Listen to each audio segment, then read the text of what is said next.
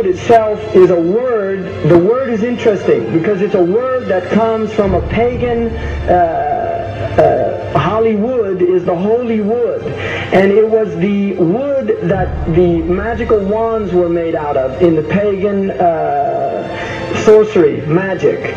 And these wands were believed that the sorcerers that possessed them could put people into trances and control them. This is part of, this is symbolic, but it's also important to understand that part of what Hollywood literally does is it puts people into trances. It's a dream state. They call it the dream machine in the United States.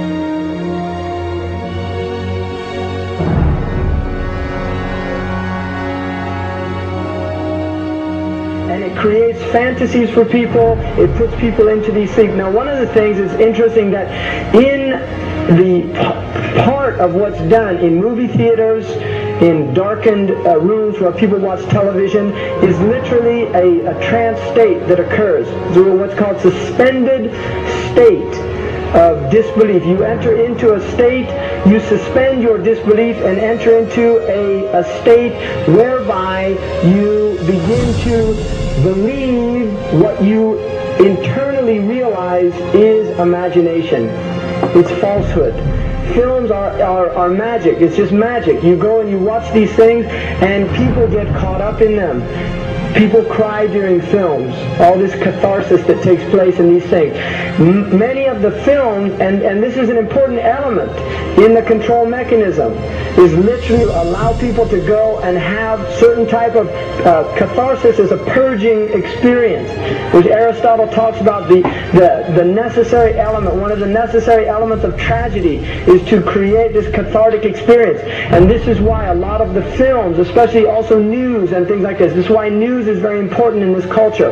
Everybody watches the news, they have this tragic, cathartic experience of watching the tragedies of others and then feeling safe and complacent in their own experience of this suspended state of illusory well-being. So these are very intricate and sophisticated methods. Now I think it's dangerous, although there are elements, there's concerted efforts that take place, there's also a lot of people that have similar worldviews that aren't necessarily working together in concerted efforts.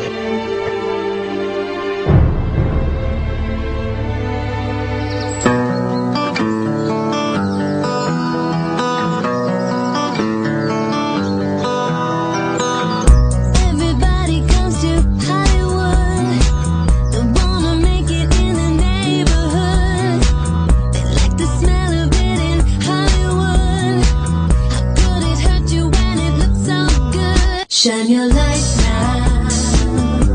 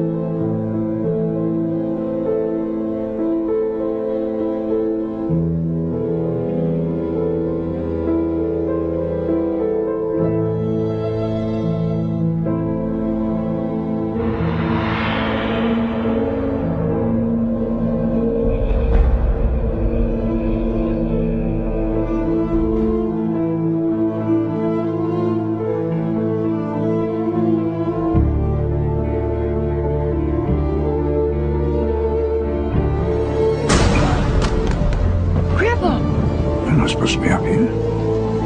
Looking at that? I just wanted to know. Well, you're old enough, I suppose. You should know the story. Okay, here we go.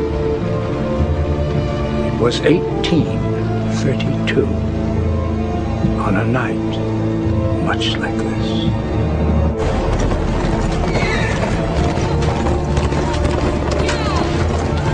Charles Carroll was the last surviving signer of the Declaration of Independence.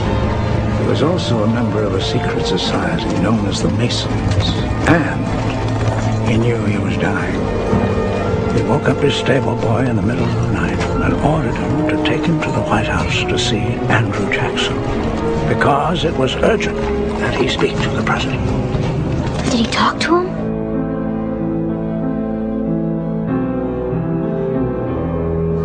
No, he never got the chance. The president wasn't there that night. But Charles Carroll had a secret. So he took into his confidence the one person he could. My grandfather's grandfather, Thomas Gates. What was his secret? A treasure. A treasure beyond all imagining.